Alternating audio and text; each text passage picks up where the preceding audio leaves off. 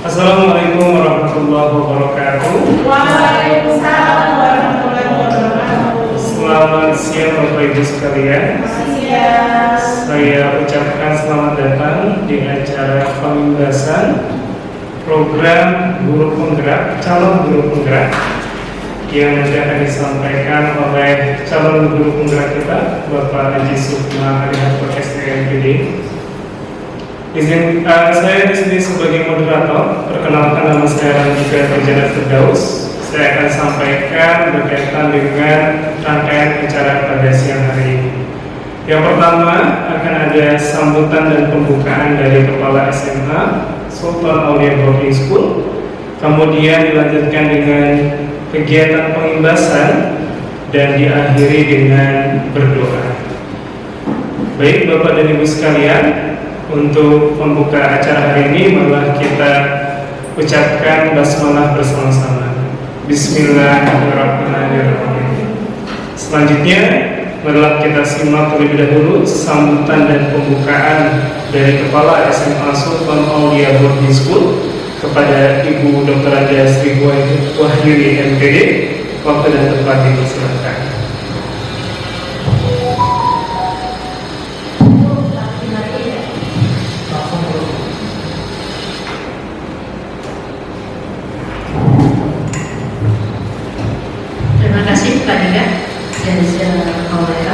Assalamualaikum warahmatullahi wabarakatuh.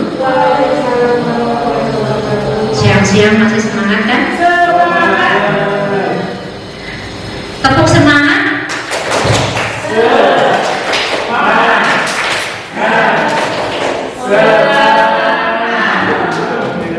Oke, alhamdulillah terima kasih alhamdulillah untuk Bapak Ibu semua. Wabil khusus Bapak Haji, calon guru penggerak pertama di SMA kita. Mudah-mudahan ke depannya calon guru penggeraknya langsung berpikir Ibu Intan, Bu Diona, Bu Lati, Bu Dewi, Bu Mala, ya. Insya Allah semuanya semangat untuk menjadi calon guru penggerak. Kali ini Pak Haji akan mengadakan pengimbasan tentang budaya positif. Ya. Di dalam kurikulum Merdeka itu kita kenal dengan budaya positif, ada disiplin positif, ya. Dan ada hal yang menurut Ibu itu juga penting karena untuk kita bisa berbudaya positif dan berdisiplin positif, utama kita adalah selalu berpikir positif. Kita usahakan terus, kita harus berpikir positif. Kalau kadang-kadang belok dikit lempengin lagi, kadang-kadang belok dikit lempengin lagi.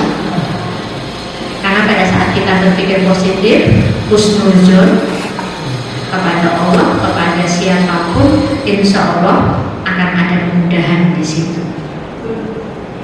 Setidaknya ada keikhlasan dan tidak terjadi hal-hal yang kita tidak inginkan. Ya. Bisa kita latihan terus berpikir positif? Setelah berpikir positif, nanti Bapak Ibu akan dengan enak mendengarkan pembahasan dari Pak Haji. Apa sih itu budaya positif? Itu saja dari Ibu. Selamat bekerja, selamat berlokakarya dari pembahasan Pak Haji. Mudah-mudahan kegiatan hari ini Allah paling aman, selamat, lancar dan barokah. Wassalamualaikum warahmatullahi wabarakatuh. Waalaikumsalam.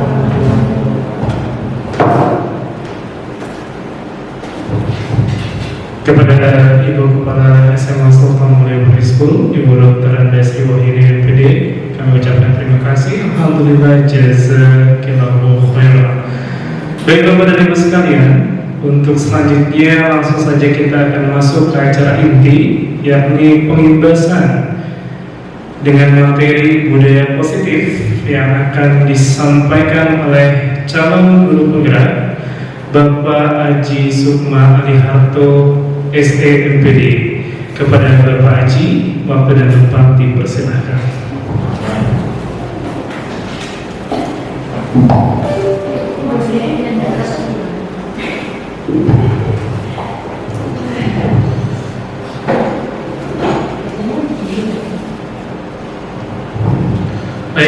assalamualaikum warahmatullahi wabarakatuh. Waalaikumsalam warahmatullahi wabarakatuh. Alhamdulillahirobbilalamin. Asyhadu an la ilaha illallah wa asyhadu anna Muhammadan Rasulullah sallallahu alaihi wasallam wa alihi wa ashabihi amma ba'du. Alhamdulillahirobbilalamin. Tidak lupa kita wajib bersyukur kehadiran Allah Subhanahu wa taala. Saat ini kita masih banyak dengan nikmatnya, keutamaannya, kefadlannya. Di antaranya kita diberi sehat.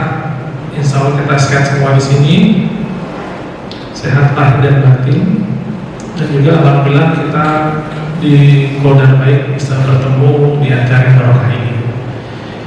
Jadi Bapak Ibu semua perlu ketahui bahwa di kurikulum 13 kewajiban Bapak Ibu guru itu bukan hanya mengajar tapi mengembangkan diri, ya, meningkatkan kemampuan Bapak Ibu semua khususnya di dalam kompetensi pembelajaran.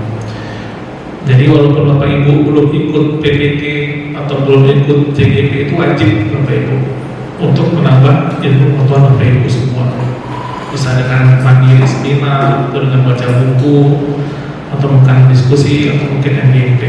Dan ini juga sesuai dengan apa Bapak Ibu? Dengan tuntunan Nabi kita, ya, menuntut ilmu itu dari lahir sampai nanti, ya, seperti itu. Nah, di sini alhamdulillah kita bertemu di acara yang barokah, yang manfaat pengimbasan. Jadi Bapak Ibu semua di sini saya akan menyampaikan ilmu yang sudah saya dapatkan selama ini kurang lebih 2 bulan di program pendidikan guru penggerak, ya. Jadi saya di sini pengen Bapak Ibu semua. Dan alhamdulillah sedikit cerita, ya, ini sudah 2 bulan Bapak Ibu saya di guru penggerak. Kalau modulnya itu udah selesai modul 1, jadi modul 1 udah 4. Ini kita sudah selesai ke modul 4. Dan minggu ini lanjut ke modul 2, ya. Alhamdulillah berjalan secara barokah. Tetap semangat. Saya alhamdulillah katanya sibuk atau mungkin capek, tapi saya sehat-sehat aja, ya, ceria-ceria aja. Karena memang di bulan-bulan ini banyak tugas. Teman-teman saya dari SMA itu sudah banyak yang 3 hari nggak masuk, tipes gitu, ya, banyak yang tugas. Tapi ya, alhamdulillah, bismillah, ya, saya bisa menjalani dengan baik. Oke Bapak Ibu semua, tetap semuanya dinyatakan Allah, ya, bukan semata-mata karena undangan. Jadi motivasinya karena Allah. Ya, tujuan utamanya selain kita mendapat ilmu, tentunya kita ingin mendapatkan pahala yang besar, jasa yang besar. Kalau saya bilang apa kabar, Bapak Ibu jawab semua, ya, alhamdulillah. Allah tak semangat kita gitu, ya, biar mencairkan suasana. Apa kabar Bapak Ibu semua? Alhamdulillah. Tetap semangat. Oke, luar biasa Bapak Ibu, hebat semuanya, ya. Oke, lanjut ke topik budaya positif. Di sini kita masuk ke budaya positif.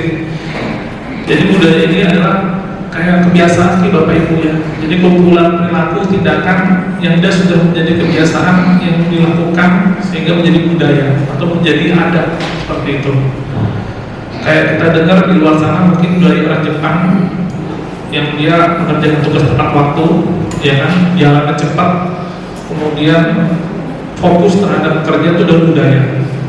Kalau budaya di Indonesia, Bapak Ibu, orang Indonesia seperti apa? Ya, mungkin kalau dari segi yang baik-baik itu agak menurun gitu, ya, sering tawurannya, kemiskinannya gitu. Jadi budayanya masih belum ditingkatkan. Nah, di sini kita gimana membuat budaya positif, khususnya di sekolah kita tercinta ini. Kesempatan kelas ini saya sudah buat, seharusnya Bapak Ibu buatnya sebagai fasilitator saja atau sampulin. Jadi murid yang membuat itu tidak mencatat, tapi sudah cepat. Ini kesempatan kelas yang sudah saya buat, alhamdulillah bisa hadir sebelum waktunya. intinya saya syukurin aja Bapak Ibu semua ya. Kemudian HP di silent, kemudian nanti kalau mengangkat tangan itu berarti saat ada bertanya, tidak mau pembicaraan, kita di sini bersantai aja Bapak Ibu ya. Tapi kalau saya tanya Bapak Ibu jawab aja. Ya, karena ini pelajaran IPS, pelajaran kualitatif, tidak ada bersalah. Di sini lebih ke arah sharing. Silakan kalau ingin berbicara dan terakhir menjaga kebersihan. Dilanjut, budaya positif ya, ada tanda-tanda besar, ada budaya. Apa sih? Ya, apa itu makanan atau minuman? Kalau ada positif berarti ada negatif. Positif itu baik-baiknya, oke Bu ya, seperti itu.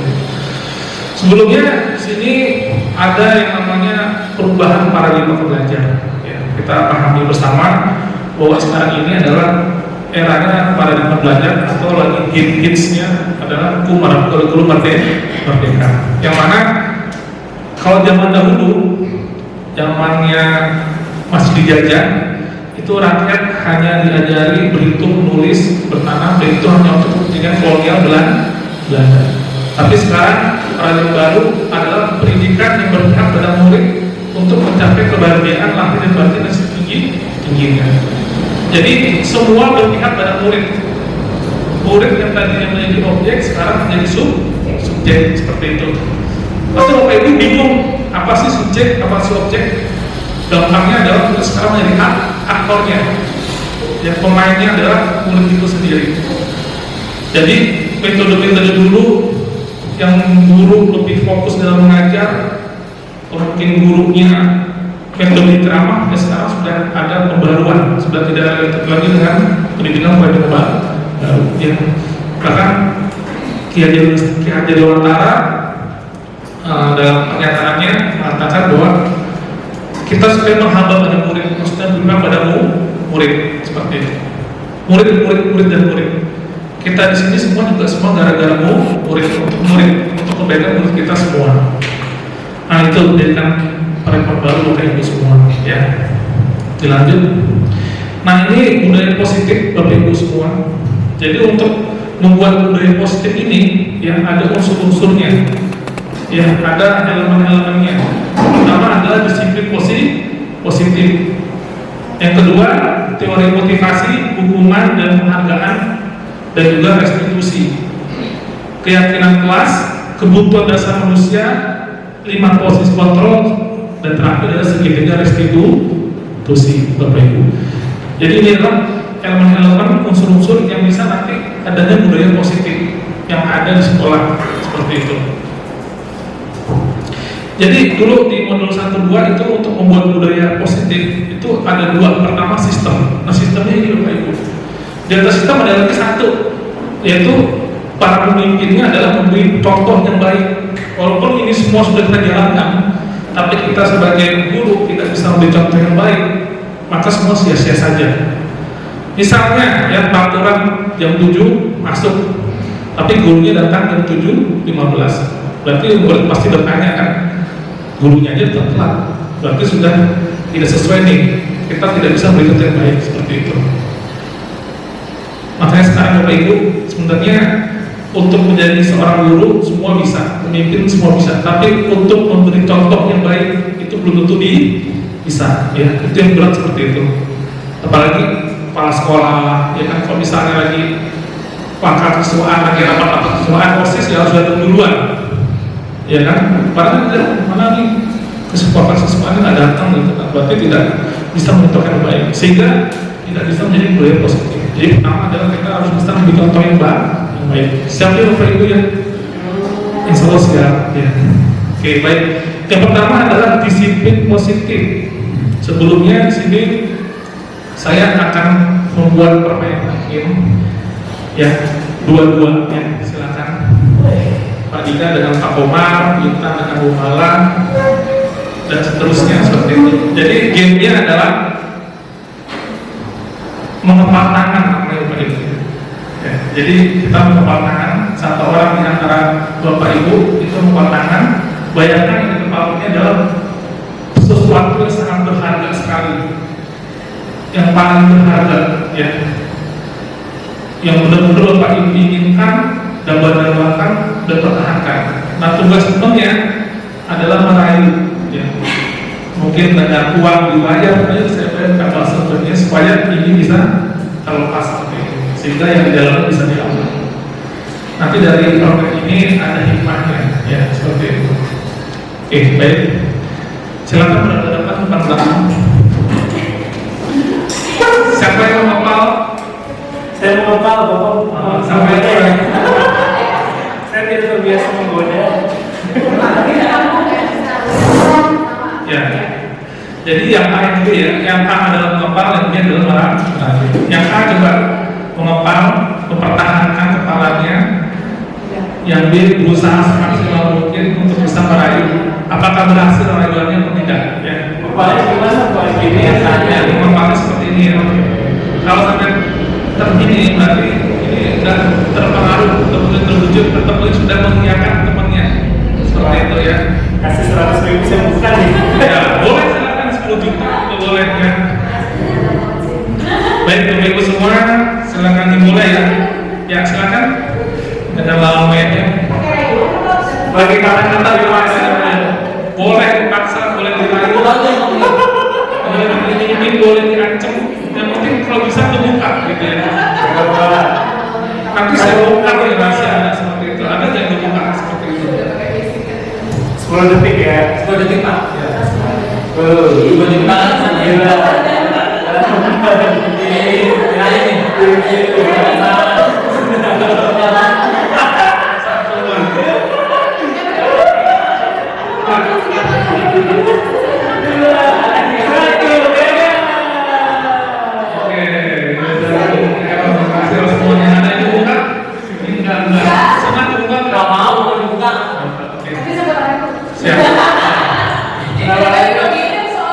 Coba saya minta satu kelompok ke depan, yang kelompoknya Bu Lafi dan Bu Ahmad. Boleh nggak apa-apa, yang santai aja santai, maju ke depan coba. Coba kita lihat rayuan mau dia. Yang megang tadi siapa? Yang mau apa? Saya. Oh, oke, berarti Bu Lafi mengunjuk ya. Di depan nggak apa-apa ya. Di depan coba tampil ke depan, nggak apa-apa ya. Nanti dari rekaman ini ada hikmahnya seperti itu. Ya. Siap. Silakan dimulai. Mungkin di sini Bu menghadap ke sana. Saya harus lupa lagi. Iya, satu ngerayu. Berarti yang depan diem aja atau mungkin. Silakan. Ibu merayu, iya. Jadi saya bilang saya kasih 5 miliar. Terus kata bapak, Bohong. Silakan Ibu. Ya. tapi gak mau buka, masih tetap Oh gitu. 5 miliar. Saya udah tawarkan 5 miliar. Oh 5 miliar. Udah pernah pegang uang sebanyak itu tetap nggak mau dipegang, nggak mau dilepas tetap nggak mau. Dikasih 5 miliar luar biasa, bisa pensiun dini gitu. Ya kita usaha. Udah gitu doang, ada lagi nggak mungkin ancaman bulan enggak, ntar nggak saya kemarin gitu enggak, tawarin aja. Ya. Baik. Terus cuma 2 pertanyaan doang. Iya, tadi saya juga nawarkan kasih daripada Pak Onsin. Tepannya Gak apa-apa. nggak mau juga. Kenapa Bu Amar? Lagi puasa semua. Oke, alhamdulillah jazakumullah khairan. Oke, baik. Silakan kembali ke tempatnya masing-masing. Dari pertemanan ini yang namanya coba utara, kira-kira ada hikmah apa Bapak Ibu yang bisa diambil terhadap budaya positif? Ada relatifnya mungkin silakan. Gak apa-apa, silakan nggak apa-apa. Mungkin Bu Dewi mencoba menjawab. Mungkin saat kita harus bisa mempertahankan diri kita di lingkungan yang mungkin buruk sih. Buruk, oke. Dan Ya. sesuai dengan ekspektasi kita. Kita harus mempertahankan apa yang harus yang berada dalam diri kita. Oke, mempertahankan ya. Tidak pernah. Mungkin ada yang mau menambahkan. Mungkin Bu Diona. Kira-kira tadi kenapa gagal gitu? Hasil ke Bu Dewi padahal cuma dekat. Sebenarnya mungkin kalau lagi lebih seru mungkin kita ya karena misalnya jadi kayak temennya. Dan terus kalau kesimpulan dari video tadi kan supaya tidak mudah terpengaruh di lingkungan yang mungkin tidak sesuai atau tidak yang kita punya yang berharga untuk kita ya harus tetap pertahankan dan sampai orang lain merebut mengambil. Oke, tangan buka semua Pak Ibu. Luar biasa ya. Oke, baik. Benar semua ya. Nah, di sini kaitannya dengan ini adalah dengan teori kontrol Bapak Ibu. Di sini ada seorang psikiater namanya Dr. William Glasser. Kontrol itu diluruskan. Jadi ilusi guru mengontrol murid. Ya. Jadi kalau ada guru mengontrol murid itu udah ilusi, tergantung dari orangnya. Jadi tangan ini mau dibuka apa enggak bukan pengaruh dari temannya, tapi pengaruh dari takdir kita yang bisa buka enggak, betul enggak? Ya. Jadi misalnya gini, saya Pak Haji ya, saya dulu misalnya abian SMP makan pagi tiap hari, saya tuh bisa menyuruh doang, tetap yang memutuskan adalah ibu sendiri atau abian sendiri. Jadi kita nggak bisa memaksa. Jadi kalau ada istilah kita belum bisa memaksa pun adalah ilusi atau tipuan. Kenyataannya semua tergantung dari anaknya masing-masing. Ya. Seperti Pak Ibu yang mungkin diajak dibujuk ikut guru penggerak, ya kita cuma bisa bujuk, tapi kesannya adalah kembali kepada Bapak Ibu semua. Betul nggak? Setuju ya? Jadi kadang-kadang itulah ilusi. Makanya kita di sini dengan ilusi ini ya udah nggak usah terlalu stres. Wah, anak disuruh belajar nggak mau, kita stres, nanti sakit. Kita sudah melakukan kewajiban kita. Karena kembali lagi anak itu merubah adalah kembali lagi ke anaknya itu sendiri, dia memburuh atau enggak. Ya, seperti itu. Dan juga ilusi bahwa semua penguatan mesti efektif bermanfaat itu juga ilusi juga ternyata. Kita nasihat tiap hari pembukaan PA gitu ya. Ayo beresin kelas, ayo belajar seragam. Tapi kalau anaknya sekali lagi nggak ada motivasi, itu juga percuma saja ya. Begitu juga dengan menguatkan karakter, ya, membuat orang bersalah. Ayo semangat, ayo ikut eskul gitu ya. Saya Bapak Ibu kalau hari Jumat anak SMP itu saya ngajak mereka eskul keluar itu 1 jam untuk ngontrak-ngontraknya. Motivasi itu dari sendiri. Kita beranggapan kita bisa dengan pengumuman di anak kumpul jam 7. Ya tergantung anaknya sekarang mau enggak, kan gitu.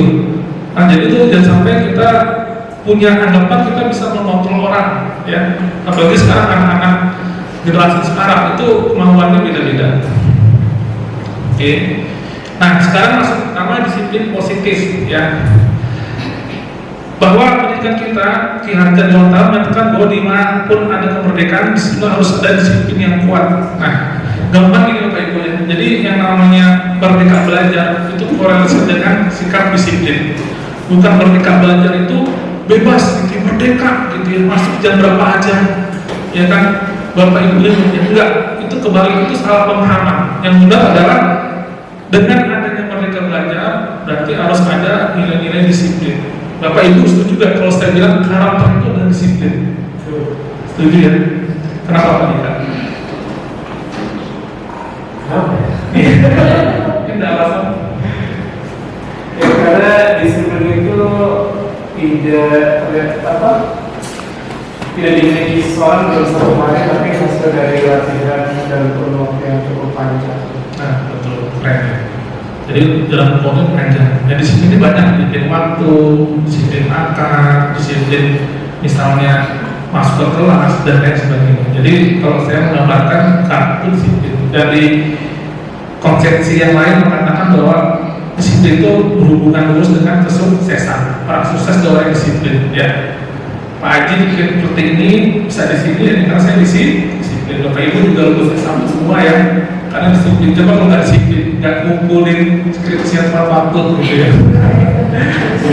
Dan terus guru penggerak misalnya bintang berjuang luar biasa, karena disiplin waktu ngumpulin tugas. Coba nggak disiplin nggak bisa ya. Jadi benar yang namanya kurikulum merdeka kita harus bisa mendisiplinkan anak didik kita, ya, harus disiplinkan, ya, seperti itu.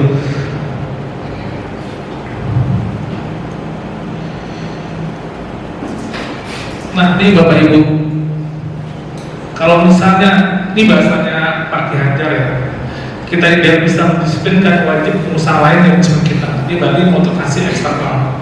Nanti orang lain yang disiplinkan peraturan. Oke, baik. Dengan kata lain, seorang yang memiliki disiplin diri berarti bahwa mereka bisa bertanggung jawab terhadap apa yang dilakukan dengan mereka berdasarkan tindakan mereka pada nilai kebajikan universal. Jadi mereka disiplin bertanggung jawab atas mereka lakukan. Kalau di sini disiplin positif, berarti mereka melakukan nilai-nilai kebajikan universal. Bapak Ibu ada yang tahu nilai kebajikan universal secara universal, tidak mana agama, tidak mana suku. Contohnya adalah pulang sekolah menyapu, itu kebajikan universal. Ya, karena agama Hindu, agama Buddha semua setuju ya bahwa menyapu itu baik, seperti itu. Senyum salam sapa itu adalah kebajikan universal. Setiap agama mengajarkannya, nggak hanya Islam, Kristen, Hindu juga kan seperti itu namanya kebajikan universal. Ya, suku manapun juga, baik itu Jawa, Sunda, pasti membenarkan atau bersetuju kalau misalnya senyum salam sapa itu adalah kegiatan yang baik, itu adalah kebajikan universal. Nah, di sini intinya ini Bapak Ibu ya, disiplin positif merupakan salah satu cara penerapan disiplin yang bertujuan untuk menumbuhkan kesadaran untuk melakukan sesuatu tanpa dia ancaman bertunggu hukuman itu dari disiplin positif. Jadi dari datang dirinya sendiri disiplin positif seperti itu Bapak Ibu. Kan motivasi ada dua ya, ada eksternal dan internal. Jadi kalau kita ngomongin disiplin positif dari tumbuhnya dari diri kita sendiri tanpa hadiah, ancaman dan lain sebagainya. Contoh Bapak Ibu guru semua ya, saya sendiri juga nih, kita masuk jam berapa Bapak Ibu? Jam 7.15. Kalau usah di PH ibu nih tidur, guru pada nggak usah. Kalau masih gitu berarti masih motivasi eksternal, masih takut ancaman hukuman. Tapi kalau kita motivasi internal, mungkin setengah 7 udah siap-siap. Wah, saya adalah guru, saya punya tanggung jawab. Ini adalah pengabdian saya, ini ibadah saya. Murid-murid saya yang cantik-cantik datang menunggu saya, sehingga saya datang dengan kesadaran jam 7.15 ke SKBS. Itu namanya motivasi. Itu namanya disiplin positif, seperti itu. Mungkin bisa beri contoh, Winton disiplin positif murid apa yang cuma ibu, pasti ibu bisa. Yang dia dari dalam diri sendiri tanpa disuruh. Contohnya sih, yang suka ngajar di SMP, siapa namanya? Suka ngajar di SMP. Ajar sekarang harga. Dia kalau ketemu saya harus lari, enggak apa kan? Lari kalau ajar subhanallah, belum saya suruh udah lari dia. Itu dari diri sendiri. Mungkin diminta murid aja. Murid kalau sudah saat jam pelajaran berganti, jadi ada salah satu koordinator kelas dia akan manggil gurunya untuk masuk ke dalam kelas. Itu tanpa ancaman. Tanpa dia. Ini ancaman. Tanpa ancaman kan bukannya. Karena mereka sudah disiplin, maksudnya sudah terlebih dahulu diafirmasi sama wali kelasnya untuk tertib dalam memanggil guru setiap kali ada pergantian jam pelajaran, atau ketika guru nggak ada langsung menghubungi piket untuk minta tugas tanpa ancaman. Oh, tanpa disuruh ya. Iya, tanpa disuruh gitu. Itu namanya disiplin positif Bapak Ibu ya. Jadi harus paham itu namanya disiplin positif, yang bukan disiplin saja. Mungkin Bu Mara bisa mungkin mencontohkan disiplin positif yang Ibu temui di SKBS. Iya. Kita membuka tugas, jadi 15 menit sebelum pelajaran terakhir tugas yang sudah dikumpulkan tanpa mereka mungkin next selanjutnya tanpa disuruh lagi 15 menit sebelumnya sudah mengumpulkan tugas terakhir. Misalkan saya berhalangan hadir nih, ada tugas dari guru PK menyampaikan, nah tanpa disuruh mereka udah menulis sendiri tugasnya tanpa di kotak-kotak sama guru PK-nya. Ya walaupun nggak semua murid seperti itu ya. Tapi murid yang seperti itu yang berdasarkan disiplin positif. Oke, baik. Alhamdulillah jazakallah. Luar biasa itu langsung untuk kita semua. Ya, baik, keren ya. Saya yakin ibu semua pernah. Cuma mungkin ada juga yang belum bisa disiplin positif ya. Kayak tadi ujian si Emir pakai kaos dia nggak alasannya dicuci ya, berarti butuh sadar. Jadi datang aja mestinya dia pagi-pagi kan nyari mamongnya kan, minjem kayak gitu kan, nggak ngomong, berarti emang belum disiplin positif. Ya, oke, baik. Paham betul lanjut materi berikutnya. Ini teori motivasi, hukuman dan penghargaan dan restitusi. Ini motivasi perilaku manusia Bapak Ibu ya. Ada 3. Yang pertama adalah untuk menghindari ketidaknyamanan hukuman Yang kedua untuk mendapatkan imbalan atau penghargaan dari orang lain. Yang ketiga untuk menjadi mereka inginkan dan menghargai diri sendiri dengan nilai yang percaya. Ini dia Gosen cukup terkenal Bapak Ibu ya, dalam bukunya Restructuring School Discipline. Jadi ada 3. Jadi yang pertama ini karena ada hukuman kita disiplin. Kalau telah masuk sekolah disuruh push up 15 kali ya. Dulu mungkin kita waktu sekolah seperti itu ya. Jadi gara-gara sakit dihukum. Itu namanya. Dan ini paling rendah Bapak Ibu. Paling rendah, paling jelek ibaratnya. Kalau seperti ini, anak SBS kalau bisa seperti ini nih. Berarti kita belum bisa berhasil memberikan disiplin positif ya. Atau datang ngerjain tugas karena pengen nilai tinggi atau takut nilai jelek atau takut nanti nilai jelek diomelin sama orang tua atau gurunya. Ada seperti itu ya. Ini yang paling rendah. Yang kedua adalah untuk mendapatkan imbalan atau penghargaan dari orang lain ya. Ini motivasi kedua ya. Wah saya rajin guru datang tepat waktu biar nanti ditunjuk jadi wakil kurikulum misalnya. Mungkin jadi kelas sekolah. Tidak ada ya. Ya, jadi pokoknya ada imbalan seperti itu ya. Lalu kalau anak-anak biasanya, wah saya datang ini motivasinya biar nanti dekat sama Ibu Diona sebagai wali kelas, sehingga nanti kalau ada masalah atau saya butuh apa-apa gampang hubungi. Ini yang kedua ya, seperti itu. Dan yang ketiga ini adalah untuk menjadi orang yang menyediakan dari dalam sendiri, motivasi diri sendiri Bapak Ibu. Anak-anak gak usah disuruh dari dalam waktu kadang-kadang ya. Gak usah kita teriak-teriak 5 menit lagi dia kan masuk kelas, itu sering ya bisa biasa.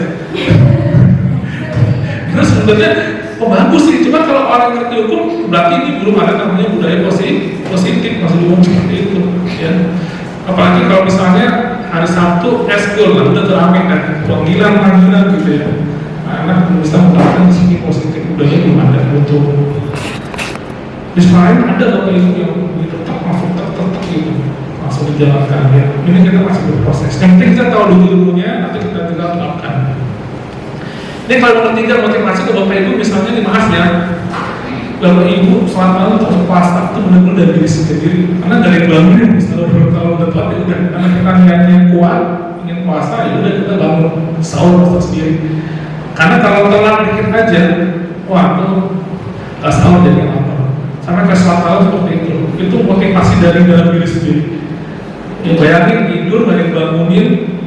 Biarkan kadang-kadang udah makan, tapi kalau kita punya motivasi kuat, kita bisa sholat malam. Itu motivasi yang dari dalam diri yang benar-benar diharapkan kepada anak didik kita seperti itu Bapak Ibu semua. Mungkin Bu Lucy punya pengalaman, ada nggak? Kelas 7 mungkin SMP pendidikan atau mungkin SMA yang dia melakukannya dari dalam diri, motivasi dalam diri murid. Nah, yang dari dalam diri sendiri.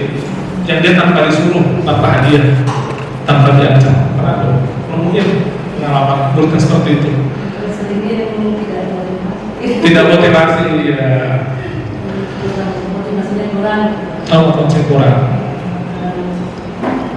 Juga gitu, buat membangkitkan motivasi itu gimana caranya dan kali gitu ya. Dia bilang tuh kan saya tidur gitu. Udah di segala macam keterangan ini. Oh, saya cuma pelajaran itu aja. Soalnya nggak ngerti. Udah di ini saya selalu memberi khusus gitu ya buat kalian yang tetap jadi ini justru saya ingin tahu gimana cara motivasi. Oke, baik. Baik, nanti ada selanjutnya ya. Ini saya singkat-singkat aja, Bapak Ibu cuma karena umum Bapak Ibu kalau menggali lagi bisa di Google atau di bukunya di Gramedia, saya singkat-singkat aja. Oke, tadi tahu yang 3 motivasi pelatih manusia, iya, silakan. Ya, lanjut. Dan yang ini yang restitusi Bapak Ibu ya, restitusi ini yang sekarang lagi digaungkan di kemerdekaan. Ya. Tadi ada hukuman, ada sanksi, ada restitusi. Mungkin ini bahasa asing ya. Dan kalau Bapak Ibu mendengar restitusi berarti nambah kosakata baru di pikiran Bapak Ibu semua. Restitusi adalah proses kondisi bagi murid untuk memperbaiki kesalahan mereka sehingga mereka bisa kembali pada mereka dan karakter yang lebih kuat. Ini restitusi Bapak Ibu. Jadi ada anak salah, ya ada anak salah itu dalam hukum, tapi mereka kita bina, kita ajak bicara sehingga mereka kembali lagi ke lingkungan menjadi karakter lebih baik. Karena kalau orang salah itu biasanya dihukum, biasanya dapat kesal, tapi tidak mencari solusi. Sedangkan di restitusi ini adalah outputnya setelah direstitusi harus jadi lebih baik, kemudian harus ada solusinya itu namanya restitusi. Ya. Dilanjut nanti kita praktek. Ini kebaca dari Bapak Ibu semua. Nanti ada di WA ya, jadi ini ada namanya hukuman, konsekuensi dan restitusi. Dibandingkan Bapak Ibu, dibuat tabel-tabel. Apa itu hukuman, apa itu konsekuensi, apa itu restitusi ya. Jadi yang namanya hukuman itu adalah identitas gagal dengan pakai lagi zaman sekarang ya. Bahkan ada satu buku mengatakan bahwa namanya hukuman musnah itu adalah peninggalan kolonial Belanda. Jadi kita masih memakai adat atau kebiasaan kolonial Belanda. Sedangkan yang sekarang kita biasanya menggunakan disiplin, konsekuensi dan restitusi ya. Diingat Bapak Ibu semua ya. Oke, ini hukuman Bapak Ibu ya.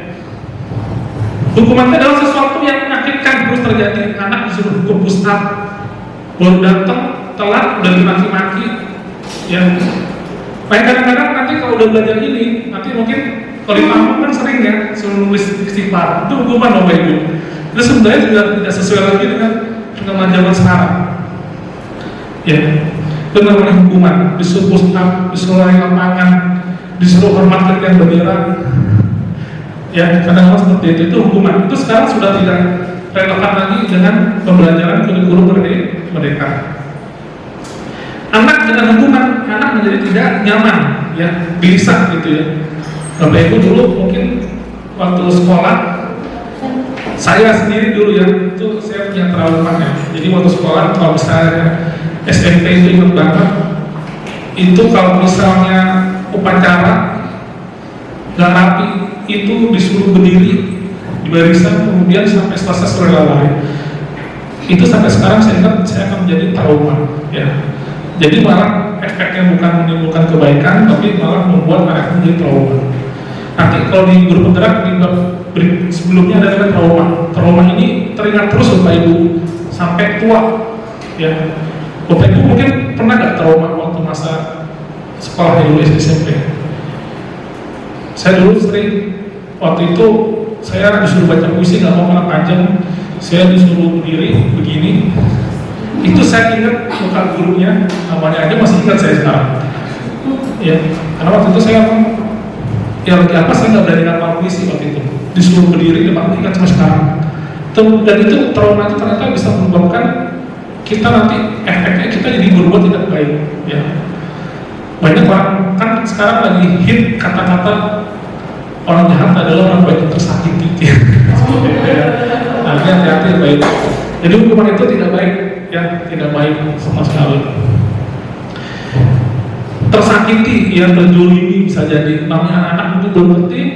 Dan juga ini ada namanya perilaku pasif agresif meningkat. Nah seperti itu, pasif agresif meningkat ini contoh gini Bapak Ibu, misalnya anak dihukum di geraha atau di boarding, itu pasti ke kita nih efek, itu namanya pasif agresif. Pasifnya di sana, agresifnya di sini. Dan ini paling sering banget sekarang lagi yang sering terjadi seperti itu. Kemarin ada kejadian anak loncat ya, SMP loncat ke tiga meninggal. Itu mungkin jadi dia ada masalah di keluarganya, larinya ke sekolah karena dihukum oleh keluarganya. Itu pasif agresif meningkat. Sekarang lagi meningkat kira-kira seperti itu.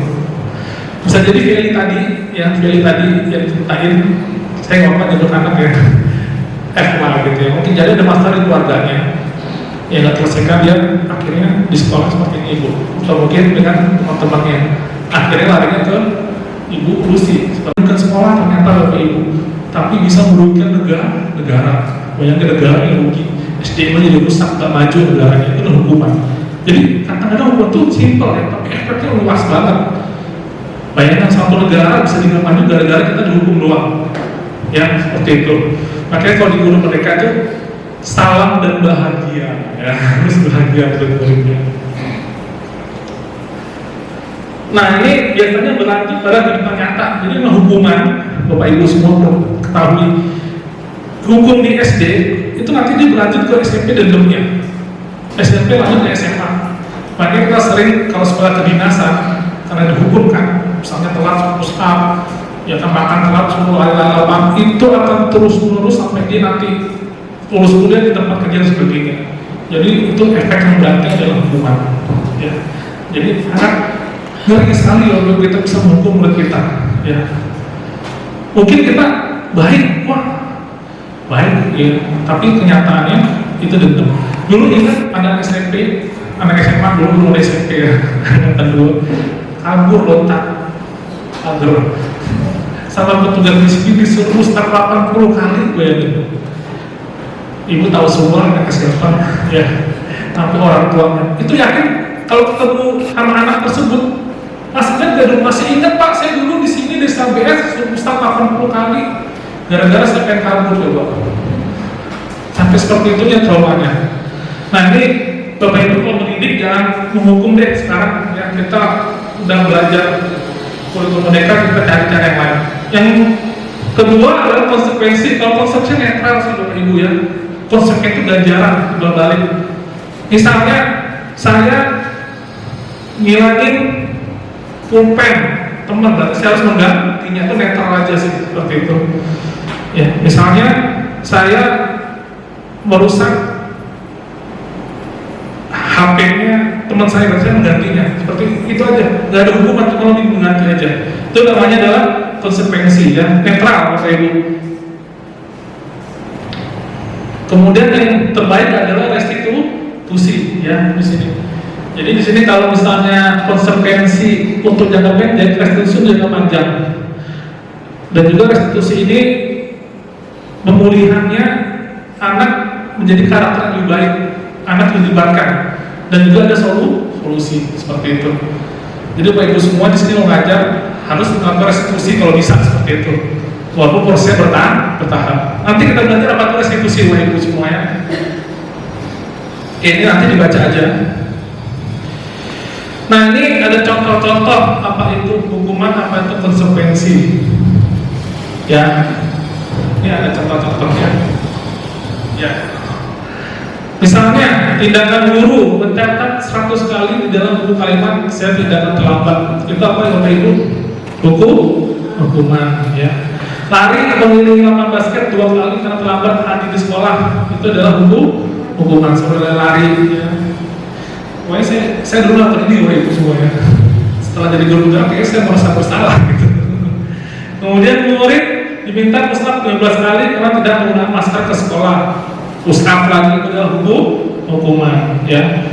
Menggantikan kertas tugas teman yang tercoret, cuma mengganti aja, nggak ada kita disakiti atau kita melakukan tindakan, adalah konsekuensi. Membersihkan tumpahan air di meja, ya udah tumpah nih, bersihin sama gurunya, atau kelasnya jadi bersihin, seperti itu adalah konsekuensi ya.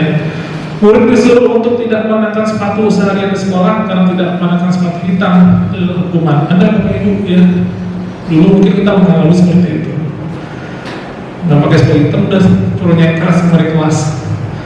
Ternyata itu membuat dampak negatif pada peserta didik tanpa kita sadari. Lari mengelilingi lapangan basket 2 kali karena terlambat menit untuk pada mereka itu adalah konsekuensi karena telat. Dulu ada cerita Bapak Ibu, guru penggerak ya. Jadi guru penggerak ini tuh galak banget gitu ya. Anak telat Ustaz, baju nggak dimasukin, lari lapangan, ya kan. Setelah itu guru penggerak dia menjadi lebih humanis, jadi lebih beda seperti itu. Nah, itu salah satu manfaat dari belajar ini. Bisa dipahami Bapak Ibu ya? Dan kalau ini nanti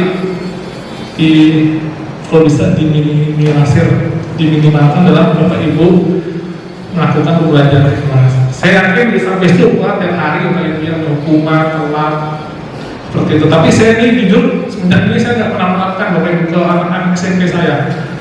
Bukan berarti saya nggak tindakan, tapi saya karena mereka agak berpikir juga gitu, kalau dihukum nanti efeknya malah mau pulang, mau kabur gitu kan, malah efeknya berkali lipat, efeknya jelek pada kita semua. ini ada perbedaan Bapak Ibu ya. Ini ada kasus nih, saya ambil kasus sektor seperti itu. Murid terlambat datang ke sekolah. Ya. Kalau dia dihukum, berarti murid disuruh berdiri di kelas 15 menit. Dulu waktu SD sering banget, saya ingat banget, saya nggak lupa berkali-kali saya diem 5 orang di sini 15 menit, baru masuk ke dalam gitu ya sama gurunya. Foto si SD masih kurus, tengah salah dulu SD-nya, dicondet sana. Dihukuman Bapak Ibu, guru marah-marah terhadap murid sehingga murid dia takut jadi marah-marahin, bahkan diketok tangannya, bahkan dulu dilempar kapur tulis, kalau berisik, enak gitu ya. Kadang-kadang dilempar kapur tulis kan les, kena belakangnya. Akhirnya lecet, dendam, marah, gitu ya. Murid disuruh menulis, saya tidak terlambat lagi sebanyak 100 kali. Ya. Bahkan dulu saya ngalami nih, waktu ini mau bilang jelek loh kayak ya.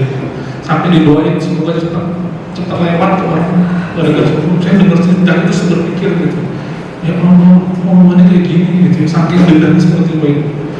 Kalau sakit itu sakit, itu ngomong keras di depan saya itu. Dulu kan ingat kita masih ada ya namanya tugas kedisiplinan, pendekatan disiplinan ya.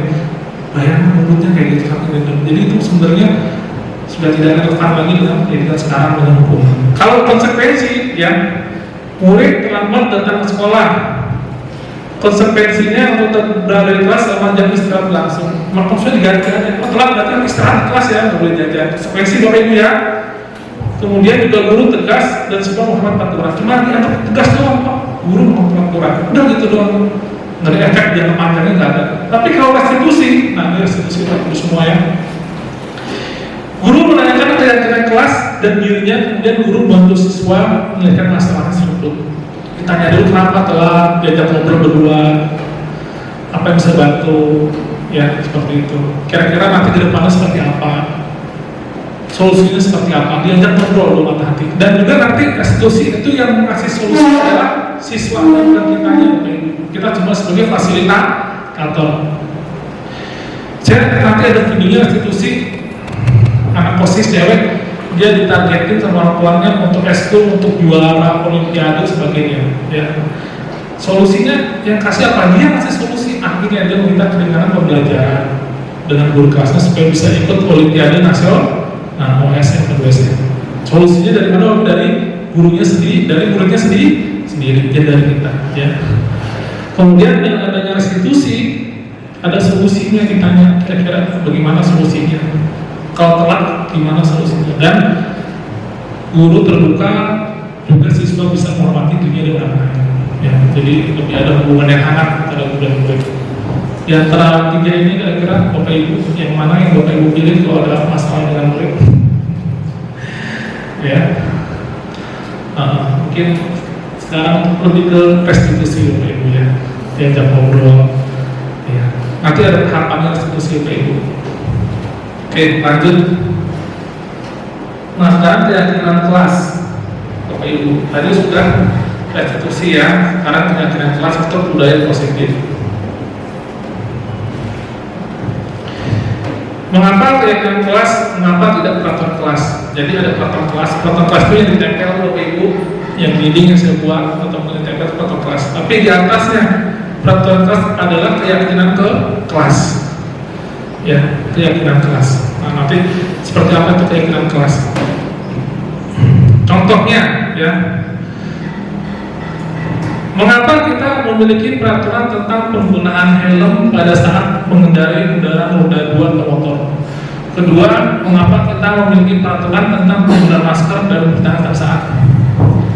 Dari dua pertanyaan itu, kira-kira jawabannya apa? Jawab Andika, kira-kira pertanyaannya apa?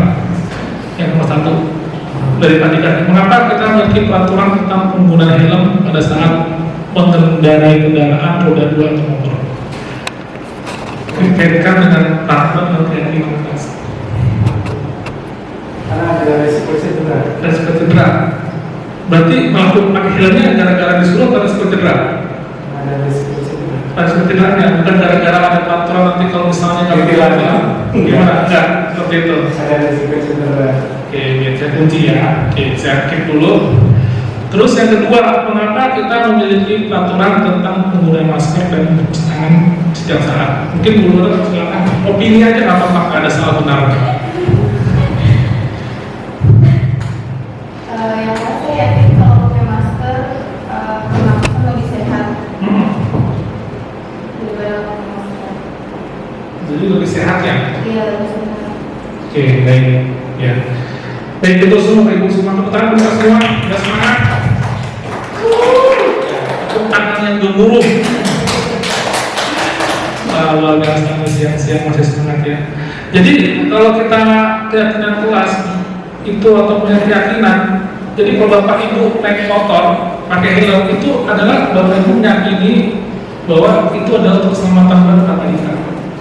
Itu keyakinannya adalah dia selamat. Bayangkan kalau Bapak pakai helm jatuh, kalau Bapak atau Bapak Ibu mau jalan-jalan ke aspal bisa jadi meninggal dunia atau mungkin gegar stadium 4 bahaya. Jadi kita mau memakai helm itu adalah bukan gara-gara polisi, bukan gara-gara siapapun juga atau disuruh suami, tapi gara-gara kita ingin selamat. Itu namanya keyakinan seperti itu. Iya. Saya kan mengalami transisi. Dulu waktu masih saya SMP itu belum ada peraturan baru setelah mulai kuliah awal baru ada peraturan. Jadi pertama kali kita pakai helm karena memang takut ditilang polisi, bukan takut kecelakaan. Justru kalau pakai helm kayaknya tuh risih, memang nggak enak. Jadi memang kalau sekarang ada kesadaran di situ, tapi awal dulu diberlakukan yang peraturan pakai helm itu memang karena takut ditilang. Pakai helm bukan karena takut celaka, takut cedera, juga takut ditilang. Memang munculnya kesadaran itu karena memang di pertama ada aturan dulu gitu, ada aturan kalau nggak pakai helm nah dilangin gitu, denda gitu. Dulu orang tuh pada pakai helm, nggak ada yang pakai helm karena rasanya udah pakai helm mahal ya. Dan gitu juga kalau mau nengok-nengok kayaknya tuh nggak ini gitu, nggak bebas gitu. Awal-awal tuh memang susah banget sampai bertahun-tahun gitu nggak mau pakai helm. Setelah udah peraturan yang udah fix kalau pakai helm denda itu baru orang-orang mau pakai helm. Jadi kesadaran itu muncul memang karena aturan dulu. Ini bertahap sebetulnya. Iya, nggak langsung sadar dengan sendirinya. Tapi ujungnya adalah sadar ya. Oke, baik. Gak apa-apa ya. Tapi ujungnya adalah sadar. Bapak Ibu juga seperti itu ya, nanti bisa menerapkan karena konkretnya bahwa jadi modal itu kesadaran diri sendiri atau keyakinan diri sendiri yang bukan gara-gara orang tuanya dulu dan sebagainya. Itu juga dengan penggunaan masker ya. Berarti katanya sehat biar tidak kena COVID seperti itu. Oke, baik, lanjut. Nah, Bapak Ibu nanti tugasnya adalah setelah ini dengan murid-muridnya silakan membuat keyakinan sekolah atau keyakinan kelas ya, seperti itu. Bisa datang tampil Bapak Ibu, bisa baca sendiri, saya akan jelasin, saya langsung saja ke sini. Nah, ini proses pembuatan keyakinan kelas. Karena saya belum pernah buat, jadi saya ambil foto dari sekolah lain seperti itu. Jadi namanya keyakinan kelas lebih tinggi daripada peraturan ke kelas ya. Nah, ini jadi dalam membuat keyakinan kelas, pertama kita diskusi tentang peraturan kelas dulu, diskusi dulu. Bapak Ibu sebagai fasilitator, ingat sebagai fasilitator untuk guru penggerak dan juga sekolah penggerak, yang jangan banyak ngomong, diam aja biar murid. Kemudian yang kedua adalah merumuskan tentang peraturannya seperti apa. Ketiga, peraturan itu dirubah menjadi keyakinan kelas. Kalau sudah jadi keyakinan kelas, kita ditempel. Lalu lagi ke yang begini.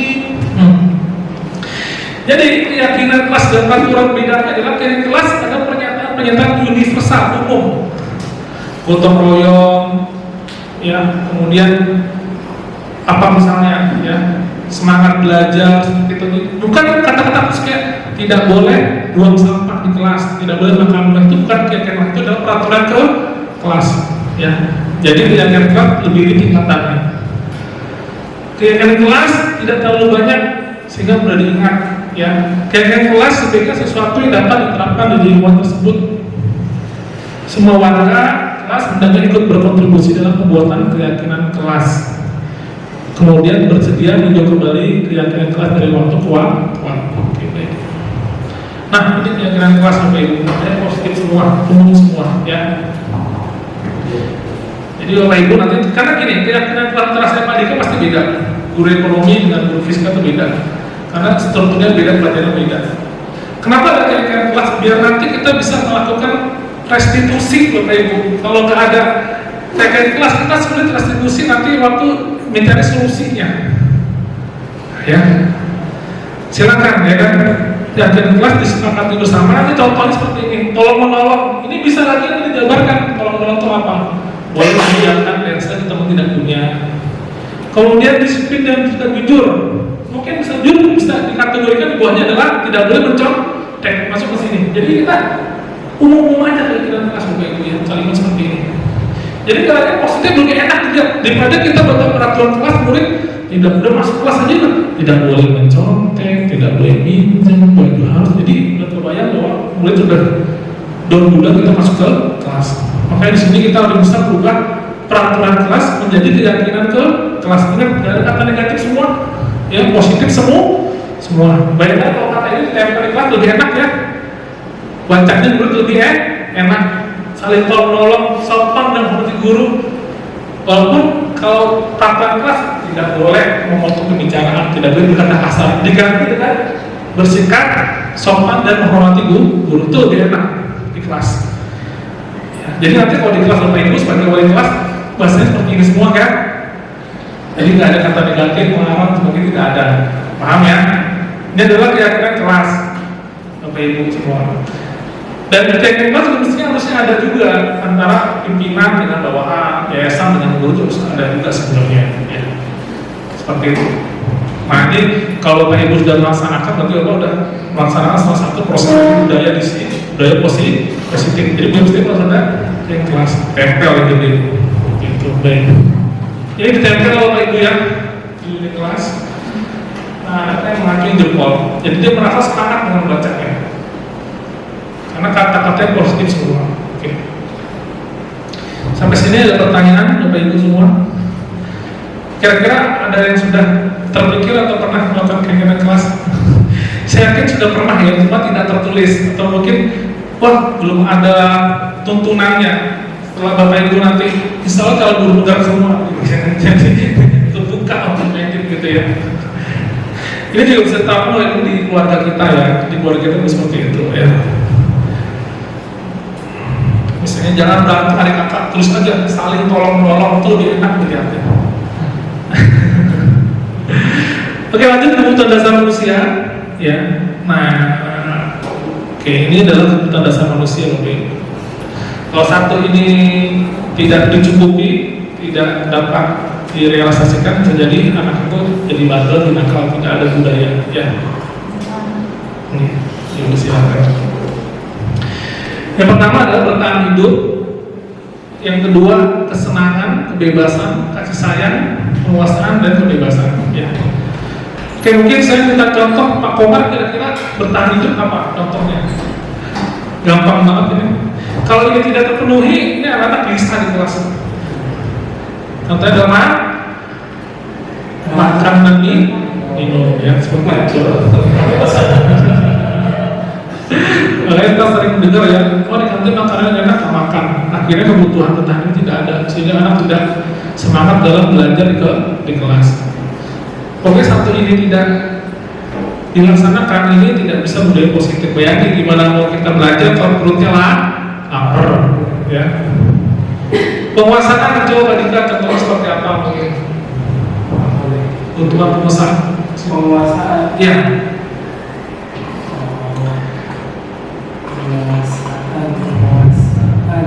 Dia punya wilayah teritorial gitu. Bapaknya sebagai nyambung dengan bapak sebagai koordinator OSIS mereka.